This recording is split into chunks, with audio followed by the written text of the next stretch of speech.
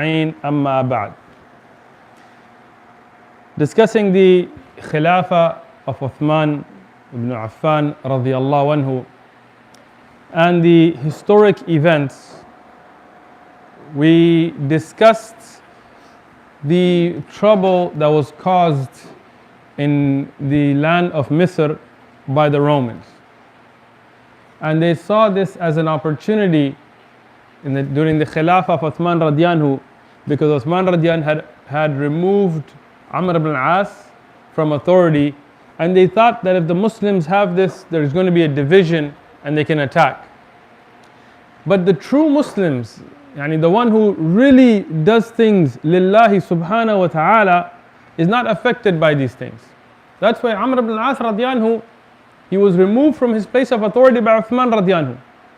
But when they needed him again and his strength, and Amr ibn al-As is a very strong person, he has a strong personality, he was a great warrior, a very intelligent man. So he came right back at the service of the Khalifa. He didn't say, oh, you fired me, oh, now you need me. No. Why? Because he's doing it for Allah subhanahu wa ta'ala. Some people in our time, we see when they get a salary, then mashallah they are teaching and everything's on. The day you cut that salary, they're not teaching anymore. They don't want to lead salah anymore. They don't want to do anything anymore. Why? Oh, I'm not getting paid for it. But what are you doing it for? Right? So this is the beautiful thing about the Sahaba. They had this love for Allah subhanahu wa ta'ala, and they did things for Allah subhanahu wa ta'ala. After the victory against the Romans, we see what is called al-Fath al-Islami fil Maghrib. The Islamic victories in the lands which are to the west of Arabia. And this is the areas of northern Africa. We saw in Cyprus, in Iran, in Afghanistan, the victories of the Muslims in Azerbaijan, in Armenia, during the Khilafah of Uthman radiallahu anhu. But now we speak about the victories that are going to happen in northern Africa. And there is a very interesting book that I depended a lot upon for these durus.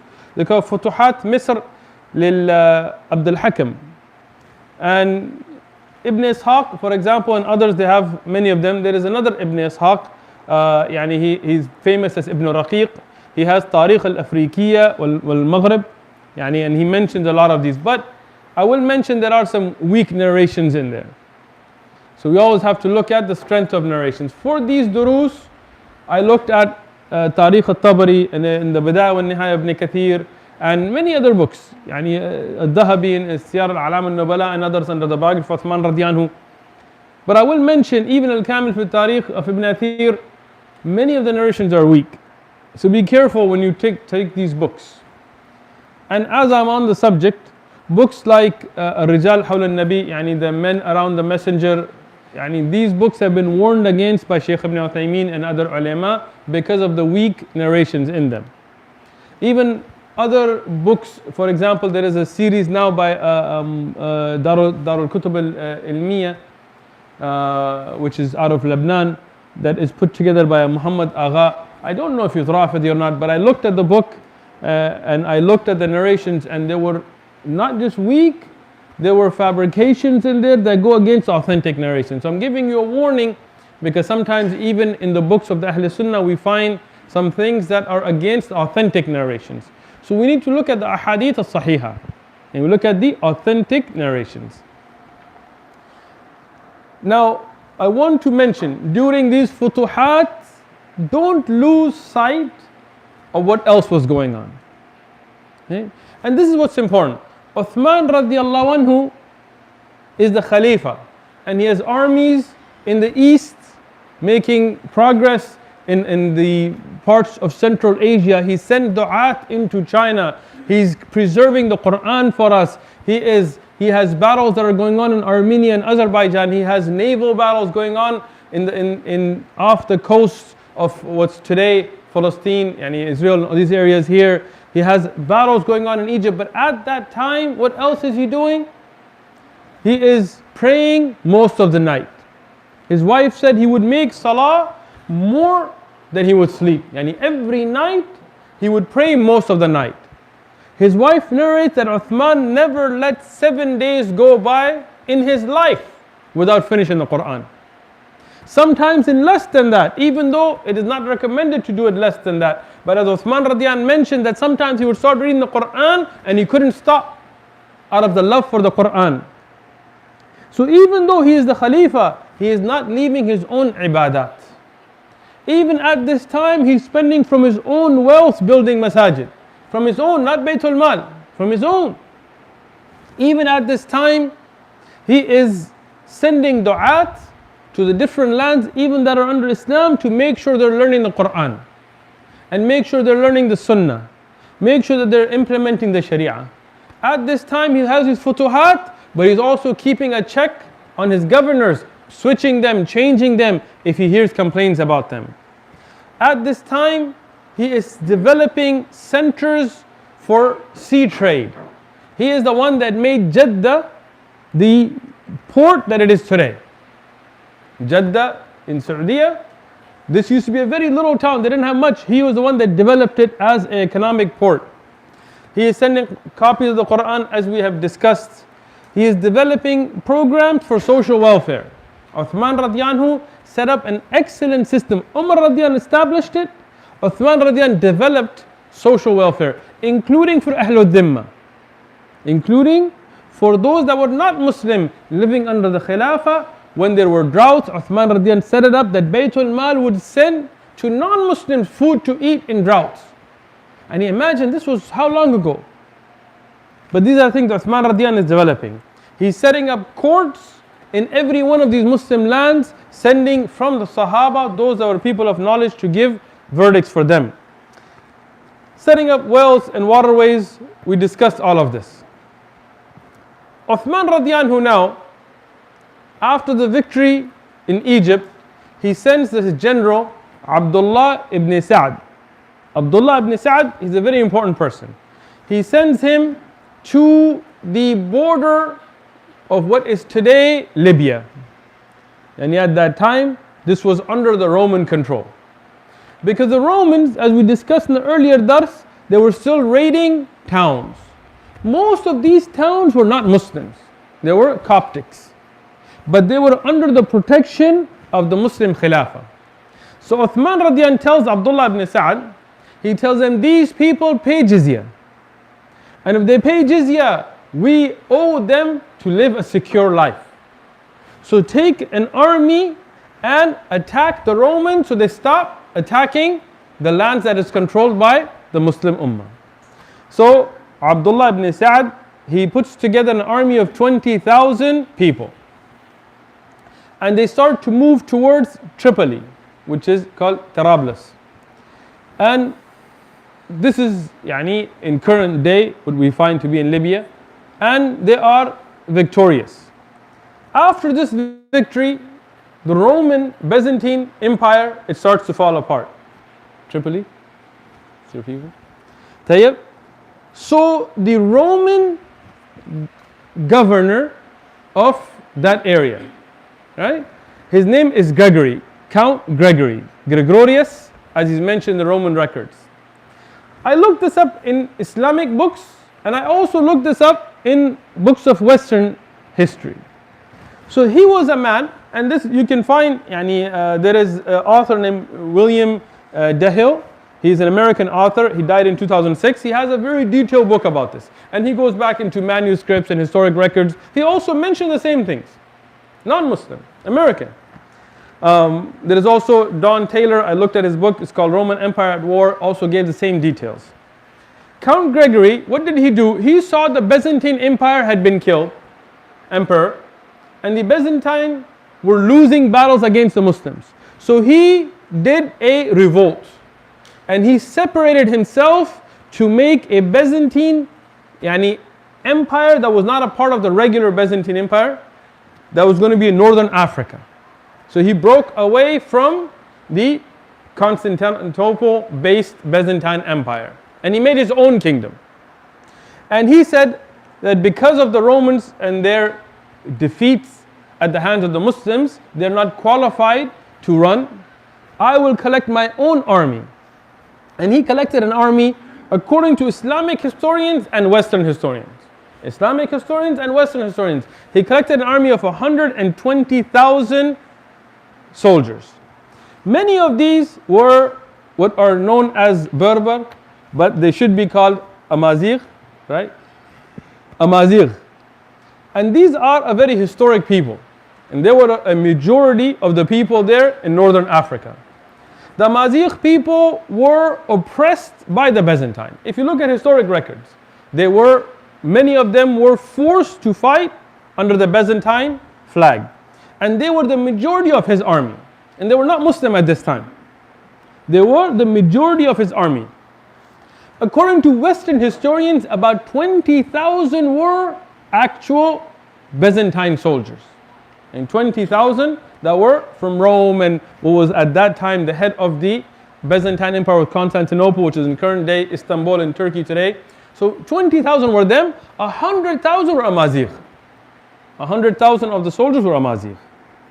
Here he collected an army of 120,000 and he began an advance towards the Muslim held lands in Misr and parts of Libya. Abdullah ibn Sa'd collected many of the Sahaba, including Abdullah ibn Zubayr. Abdullah ibn Zubayr, great Sahabi, amazing Sahabi. Ibn Zubayr is famous. And Uqba ibn Nafi' and others, some of them Sahaba, some of them Tabi'een. And they collected an army that started to have clashes, including in Tarablis, Tripoli, there was a victory. Then they had a victory in Byzantina, which is current day Tunisia. In current day Tunisia. But these were small victories. As the Muslims were surrounded and there were a lot of attacks coming back. Bidayah wa Nihaya, for example, Ibn Kathir, he says that there were little victories that led up to one big battle. The big battle, and this battle, there are entire books written just about this battle by Western historians and by ulama of Islam. And this is the battle of what's in English called Sufetula. This is also in some of the historic records called Sbeitla. It's come as both. In Islamic history it's called Fath Sbeitla. And this was a major battle. This battle, including the smaller battles that led up to it, was about 15 months. It was over a year of fighting. And this was a very decisive battle. According to Western historian William Dahill, who was an American author, he said that this battle was the decisive battle for the Romans in northern Africa. Okay? And this was known by Count Gregory. So he prepared his soldiers and he said that this battle must be won. The battle itself, and it's a very important battle, and we'll explain the significance of it. Now the first thing is, even according to Western historians, the Muslim number did not exceed 20,000. And no doubt that the Western power here, the break-off Byzantine Count Gregory, had 120,000. So now look at the numbers. Even the first delegation that was sent was 60,000, which outnumbered the whole Muslim army. Okay? So here, Abdullah ibn Sa'd, he was consulting his companions. When the news came, and this I read in a Western book of history, that Count Gregory, he made an announcement. He announced to his soldiers that whoever brings me the head of Abdullah ibn Sa'd, who is the leader of the Muslim army, I will give him 100,000 dinar, gold dinar. That's a lot of money. 100,000 gold dinar. And I will marry him to my daughter. Now the daughter of Count Gregory, you should know, according to historians of Islam and Western historians, she was a very intelligent woman. And she was a very beautiful woman. She was known for her beauty. And she was a warrior. She would be actually sitting in the war council with her father. She was an excellent archer. She knew how to use a sword. Even though we don't see her actually fighting in the battlefield a lot, but she would be leading the armies. She would be giving directions. So he said, I will give a man, whoever kills and brings me the head of Abdullah ibn Sa'd, I will give him 100,000 dinar. I will marry him to my own daughter, and I'll give him a part of my kingdom. I'll make him like a lord, like somebody who has his own governorship. Abdullah ibn Sa'd, he heard this news. So he went out and he made an announcement. He said, whoever brings me the head of Count Gregory, I will give them 100,000 dinar, and I will marry him to Count Gregory's daughter. And instead of a governorship, I'll give him all of Count Gregory's kingdom. As Western and Eastern historians have documented, this was something that didn't work in Count Gregory's favor. In fact, as William DeHill writes, when Count Gregory heard this news, it put a fear on him, realizing that he's fighting a people that he will not be able to fight. The battle began, and it was a very harsh battle. Very harsh battle. There were a lot of disadvantages the Muslims had. And this is when people talk about miracles and miracles, we say, look at history.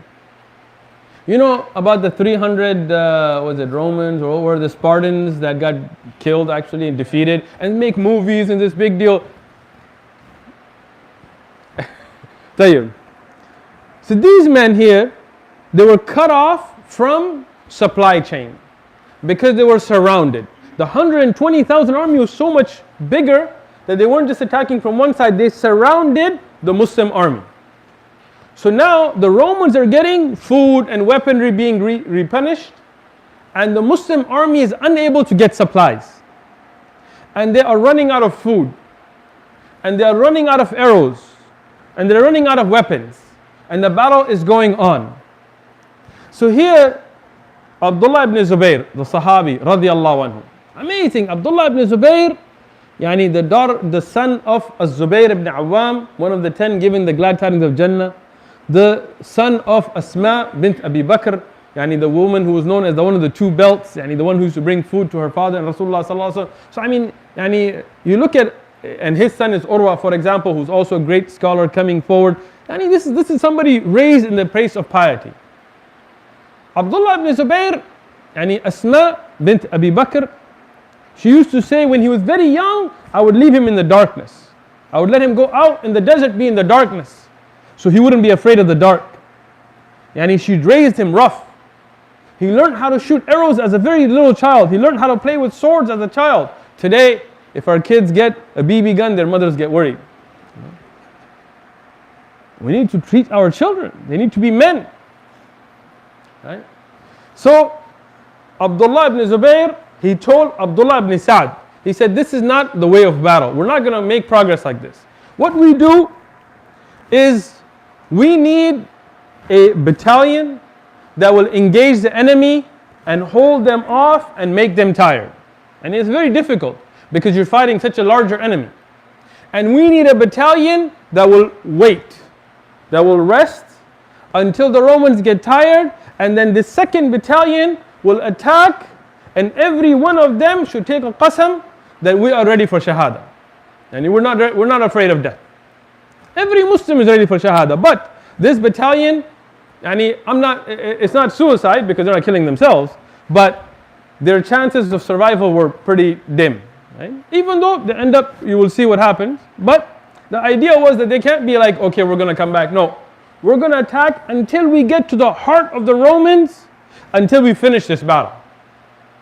The second battalion will not stop until either they're shuhada or the battle's over. Abdullah ibn Sa'd agreed. Now both jobs are very hard because the first battalion now is going to be even fewer in number. And they have to hold off an army much larger than them, better equipped, better rested. But they took this on. How did they prepare for it? Push-ups, burpees, what? No, Qiyam al-Layl. Said everybody, now you would think you should rest. He said no, Qiyam al-Layl. Everybody cry to Allah in the night, make dua, read your Quran, make your salah, and that's how they prepared. Western historians, they write that the Roman spies would laugh at the Muslims. They would come back, they would say these people are strange. They're not resting, they're not preparing, they are making strange noises, reading Quran. Some of them, they are crying. out of the fear of Allah. They didn't know. Right? So the Romans didn't know what to make of it. Now the battle began.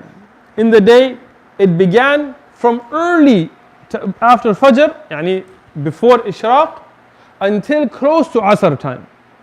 And they fought this whole time and held off the Romans. The Romans were changing shifts. The Muslims couldn't change shifts. One shift held them off when the Romans were tired, Asr time. And the Muslims were tired. And the battle stopped, because the way they would fight at that time is they would battle until the armies would get tired and they would take a break and they would battle again the next day.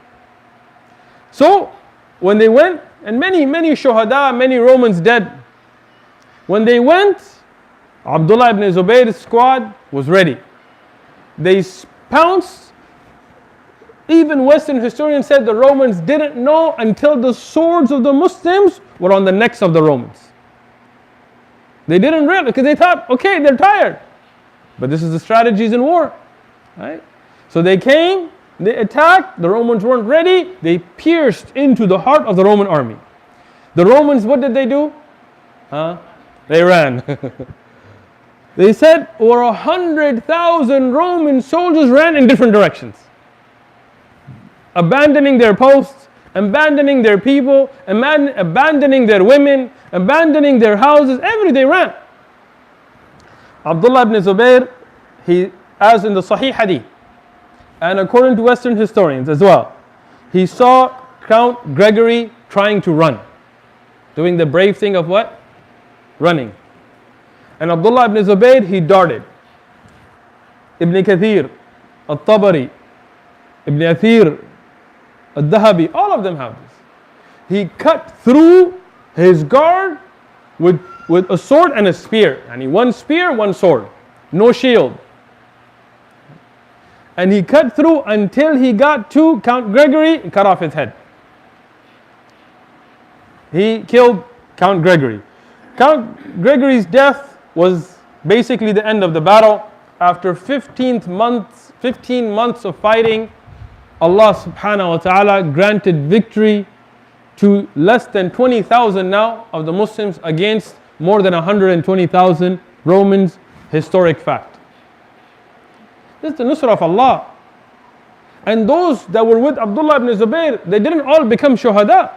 Many of them, they came back, including Abdullah ibn Zubayr. And Count Gregory's daughter was brought back. Abdullah ibn Zubayr didn't want her. But she was brought back to Medina, and according to the historians of Islam, she was married. She was not given as ghanima. She became a Muslimah, and she was married off to one of the Ansar. Now, one of the Western historians, William Dehill, he writes in his book regarding this, he said that this was the decisive victory for the Arab, yani the Muslims, and this was the end of Roman dominance in northern Africa. I mean, the Romans still had places, not like they finished, but this battle was the end of their dominance in northern Africa. Allah subhanahu wa ta'ala opened up many areas here. The Amazigh people, they were a part of the army of the Romans, but they were not loyal to the Romans because the Romans had done many bad things to them. So at this, they did not continue the fight when the Romans were defeated. Instead, they came to Abdullah ibn Sa'd. Abdullah ibn Sa'd spoke to them, and he gave them liberty over themselves, over their lands. Many of them became Muslim here. And many of them, they became a part of Abdullah ibn Sa'd's army that we're going to talk about.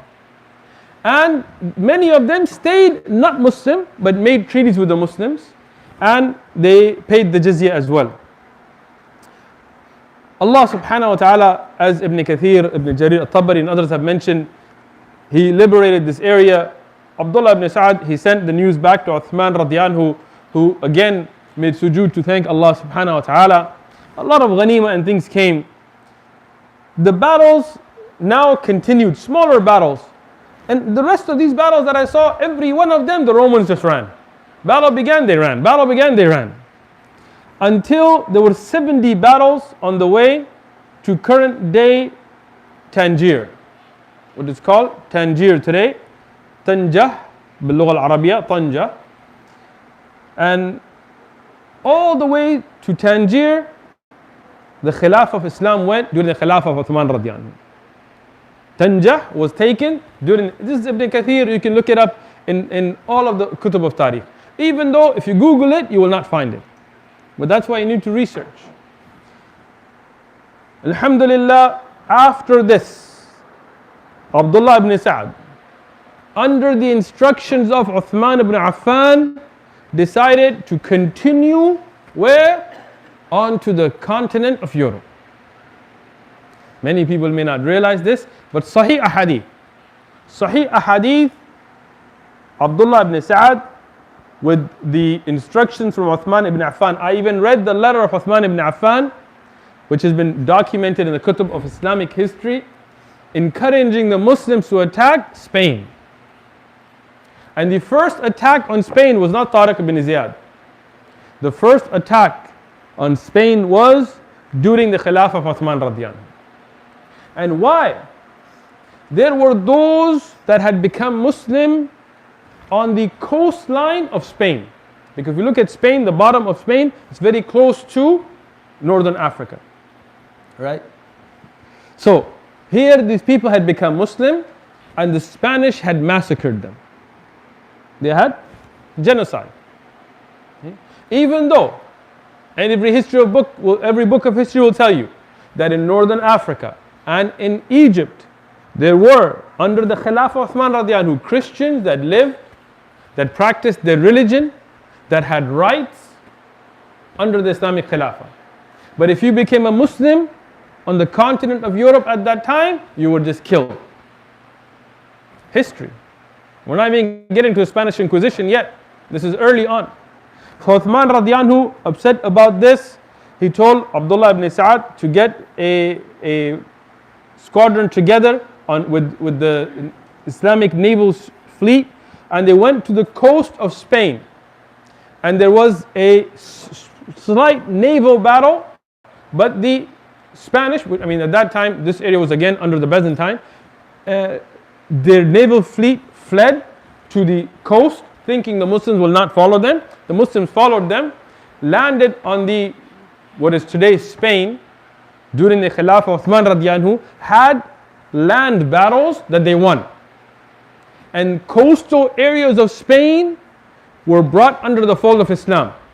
And Muslim soldiers remained there. Now, during the Khilafah of Ali radiallahu anhu and others, there will be attacks and there will be retreats and things. We'll get to that inshaAllah. But at this time, it was taken. Alhamdulillah, Allah subhanahu wa ta'ala then brought these coastal towns of Spain under Islam.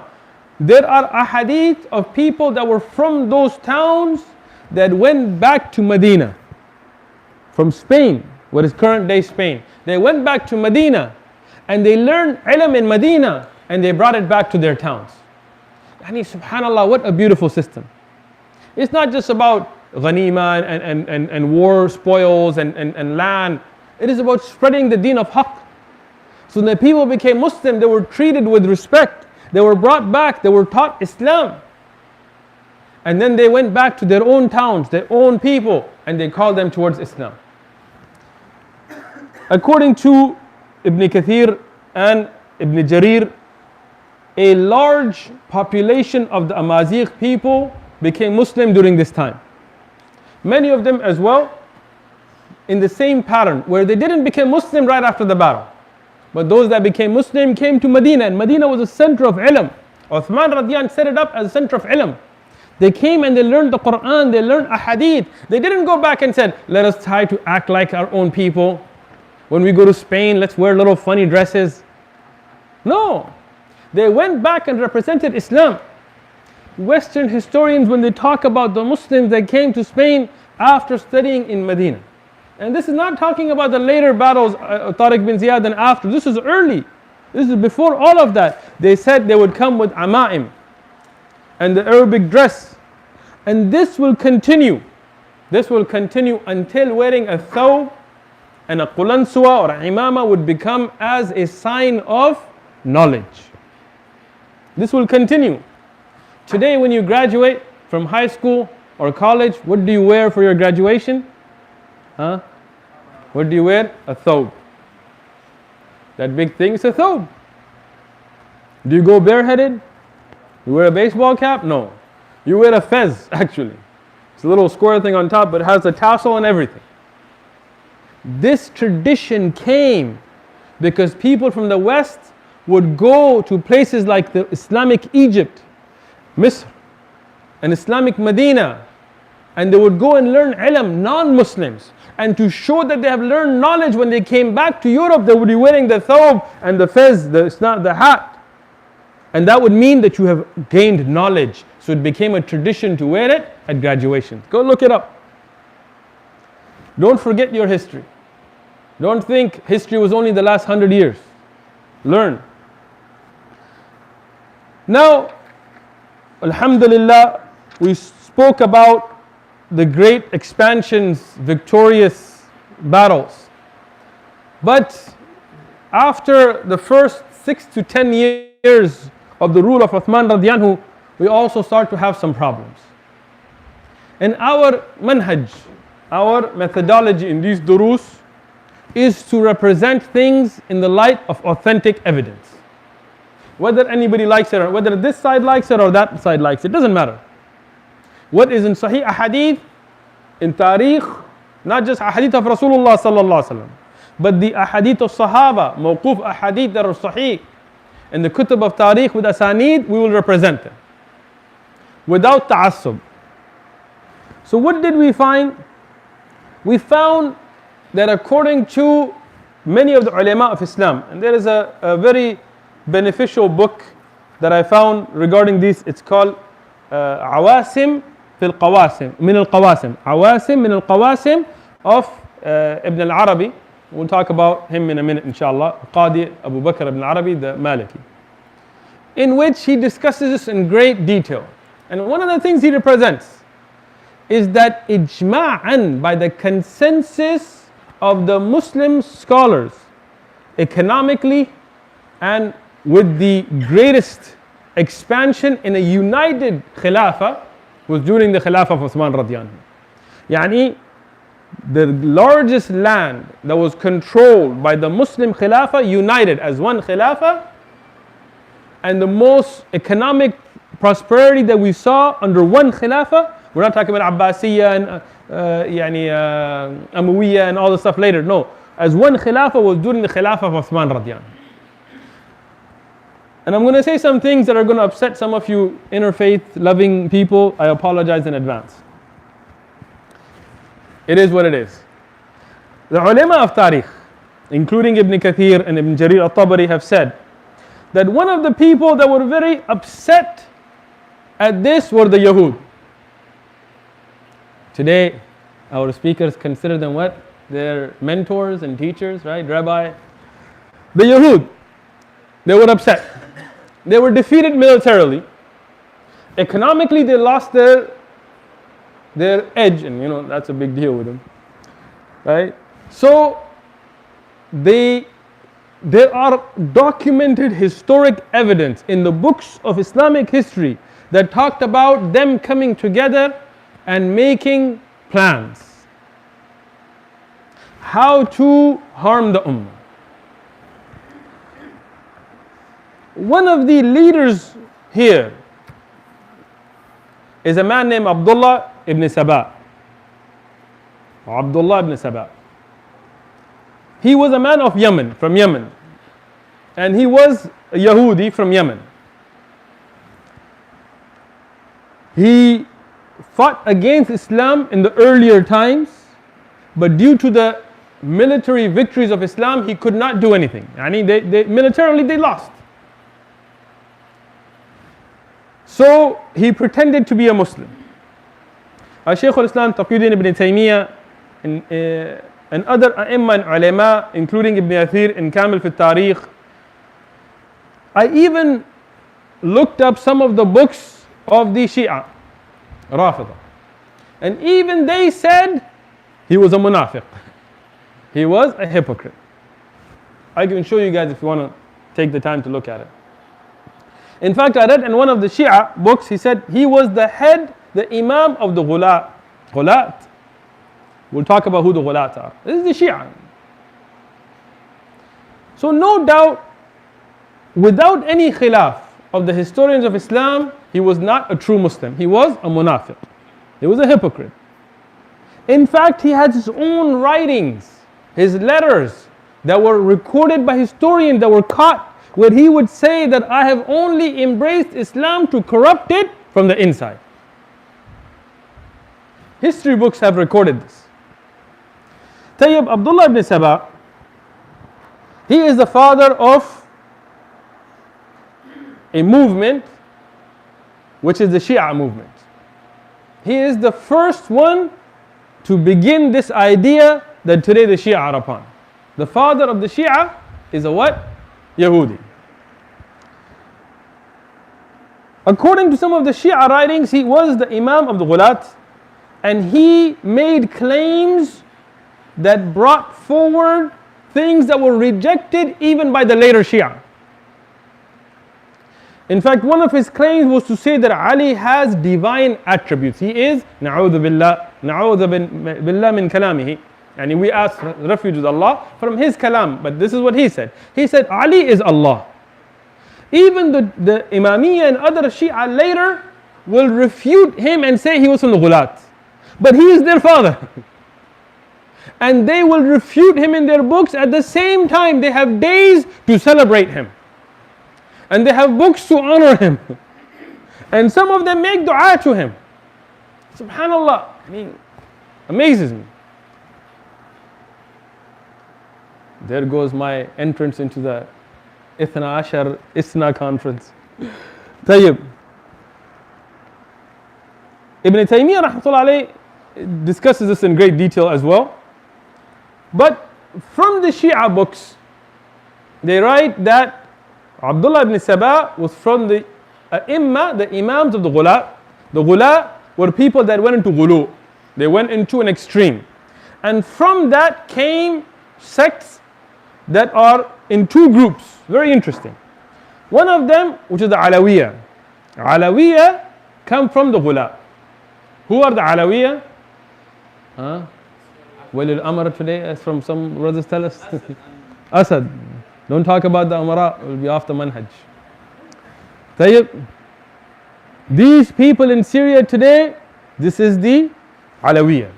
From their aqaid that they have written down, they said when Rasulullah sallallahu alaihi wasallam went on Isra wal Mi'raj, na'udhu billah min kalamihim. And we don't say this. They said he saw the hand of Allah, na'udhu billah. And it had the ring of Ali. Ajib. And these people are sitting there and people are telling us, don't say anything about that. From the Ghula came the Alawiyya. And the Ithna Ashar and the Zaydis condemned them. And these other Shia called them kuffar. Right? And from him came Hurufiyya, who is a Sufiya group. Same father, Abdullah ibn Saba, two different kids. One Sufi, one Shia. History. Don't like it? What can I do? Can't rewrite history for you. He came up with some interesting concepts. From his own writings, he wrote that Ali is Allah, na'udhu billah. And he gave the idea to change the Islamic aqidah. Until this time, all the Muslims had one aqidah. There was no Maturidiyya, right? Or was there? Maturidi? Did he go back in time? No. There was no Ashaira, right? Abul Hasan Ashari didn't go back in time, right? Or did he? Maybe I'm wrong. No. There was Athariya, Athar, yani on the Athar. There was that Aqidah Salafiyya, yani upon the Sahaba and their manhaj. But that was the only Aqidah. Then he started to bring a bid'ah into this, where he tried to change that Aqidah. He went and said that Ali Radiyan cannot die. This was his Aqidah. And this is the Aqidah of Alawiyya today. And of Hurufiyya, the Sufiyya.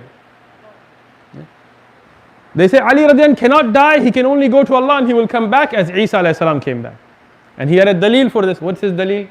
He said if Isa alayhi salam can come back, but he is the abd of Allah, and Ali is Allah, na'udhu billah min kalamihi.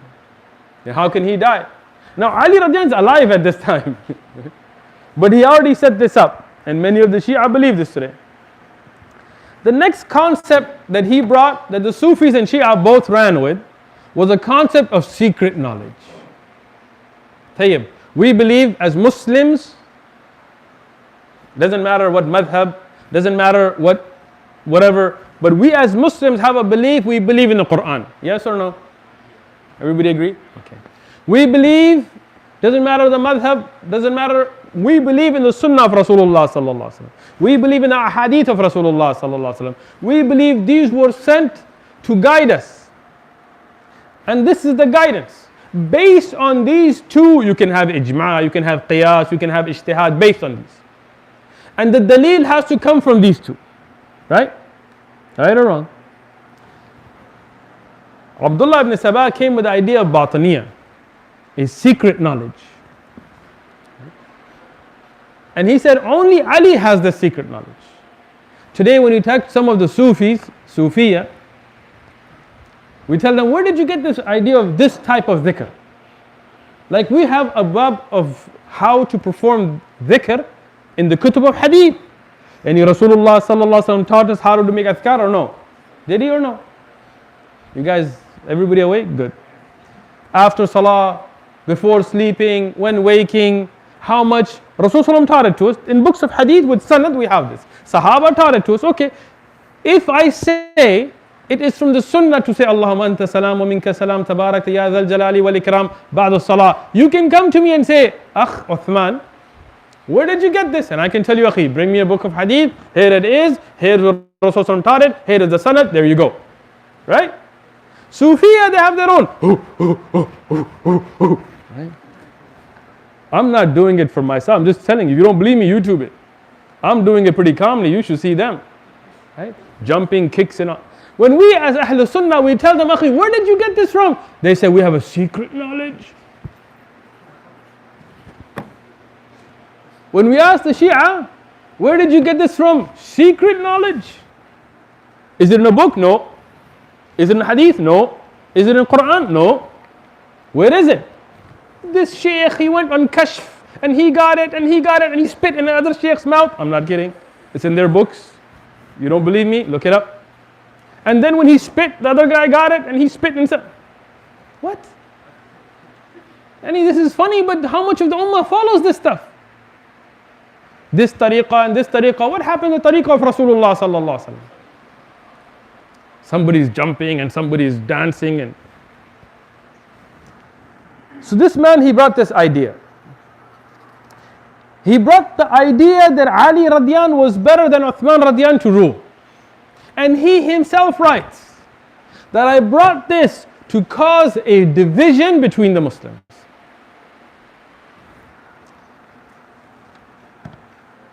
He claimed Ali radiallahu anh was Allah, na'udhu billah.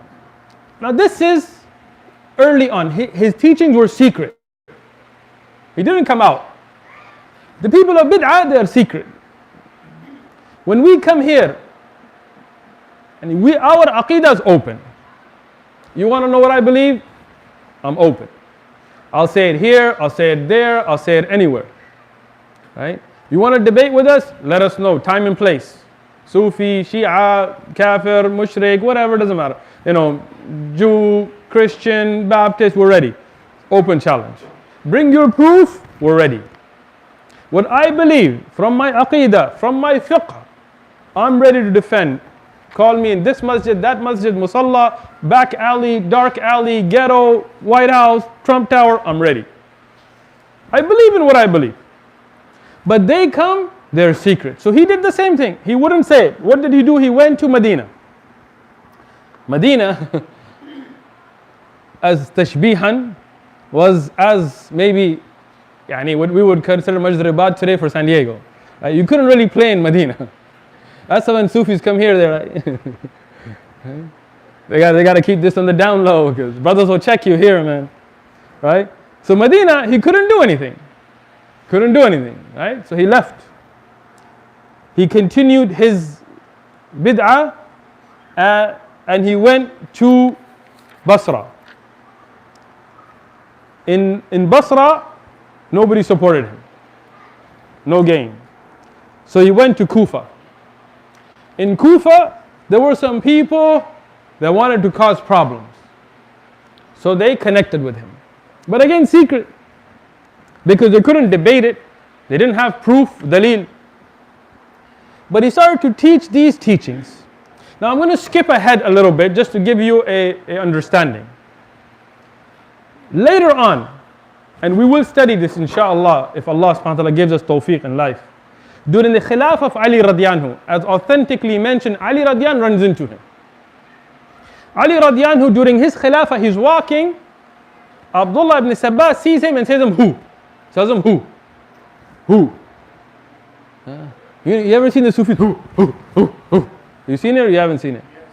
Go YouTube it if you haven't seen it. This is where they got it from. History. He told him who?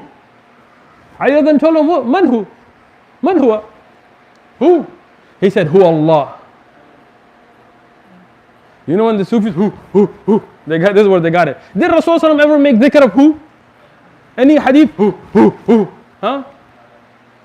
Wallahi, and if someone can show me, I will do it myself. I'm not here ta'assuban. But if there isn't, why don't you make the dhikr Rasulullah taught us instead of oh. My dog's at. So he told him who? Ali radiallahu man huwa? We tell him who Allah, and you are Allah. Ali radiallahu told him wait. He got his men, he came back, he said gather them, I'm lighting them on fire. That's the hadith in al-Bukhari. Ali radiallahu gathered them, he told them antum zanadiq. Zindiq, you know what a zindiq is? And he told them zindiq, you are somebody who is filthy, somebody whose aqidah is that of kufr. And you deserve death. And Ali radiallahu captured this man's people. Abdullah bin Sabah ran. He escaped. But he ran. And his followers were captured by Ali and lit on fire. Subhanallah, Ali radiallahu, wallahi we love Ali radiallahu. Ali ibn Abi Talib radiallahu, we love him millions of times more than any Shi'i. Why? Because we believe in him as he believed. And they lie upon him. I asked one Shi'i when I was in Medina. He was sitting next to me. He was an Ayatollah, one of the appointed ulama of the Shi'i. I asked him about their religion. It's a long conversation, but part of it. I told him, if Umar was somebody bad, why would Ali marry his daughter to Umar, al-Kalthum, the daughter of Ali radiallahu? And he admitted she was married to Ali. He said because Ali was married to Umar ibn Khattab. He said because Ali was scared. Sher Khuda, that's what they say, right? Shuja', brave Ali. Ali was so scared that somebody married his daughter by force. Well, can somebody marry your daughter by force? Huh? Can they? Wallahi no. Not while I'm alive. Well, try it. Somebody wants to marry my daughter by force. If I'm alive, wallahi they're not marrying her. Right? How can you say that about Ali?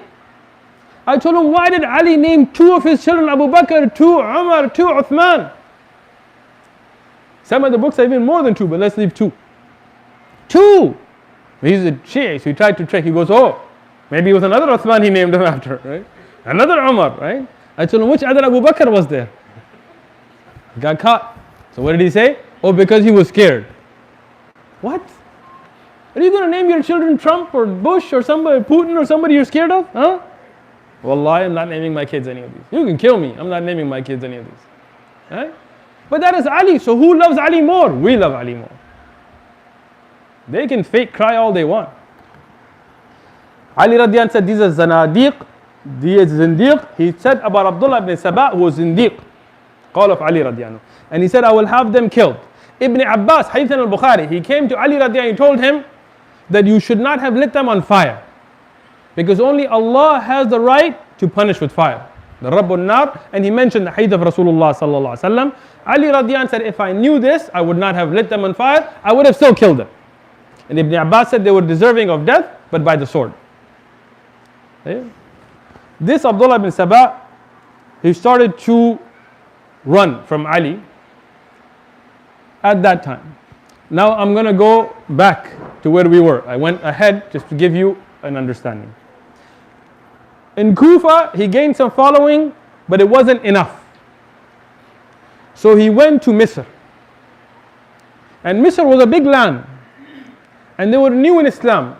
And had plenty of people that wanted to cause fitna as well. So he gained a strong following in Misr. And there he started to make accusations. We will cover all of them inshallah, not today. We will cover them with historic evidence of what was and what wasn't. But before I do that, I will mention that Ibn al-Arabi, and there is Ibn Arabi and Ibn al-Arabi. There is a Sufi, Ibn Arabi. He is Abu Abdullah Muhammad ibn Ali al-Hatimi al-Ta'i al-Sufi. He is, as ulama have written, a mushrik. And he's somebody who wrote about worshipping other than Allah and calling other than Allah, Allah and things. And then there is Al-Qadi Abu Bakr, who is also known as Ibn al-Arabi. He is Abu Bakr, is his kunya, Muhammad ibn Abdullah al-Arabi al-Maliki al-Qadi, يعني معروف بالقاضي أبي بكر أو بابن العربي المالكي. Ibn al-Arabi al-Maliki, he wrote a book, and if any of you want to research this further from these durus, you should get this book. It's called Awasim min al-Qawasim. And in it, he mentions every single objection and proves that every one of them was false. Every single objection was false, historically. And the sad thing is, many of the Ahlul Sunnah wal Jama'ah, they fall into these tricks. And I looked at some of the ahadith that were in Bidayah wa Nihaya and these books that were critical, and when I looked at the asanid and looked at the rawi, many of them be fulan wa huwa rafidi, fulan wa huwa mu'tazili. But these books like Ibn Athir, Al-Kamil fi Tarikh, they just collected everything. And then it was the responsibility of ulama to do takhrij on them. But inshallah, in the next dars we will begin with the actual accusations against Uthman radiallahu anhu, an explanation of them in accordance with authentic evidence, and to talk about the plot to assassinate Uthman radiallahu anhu and how it grew.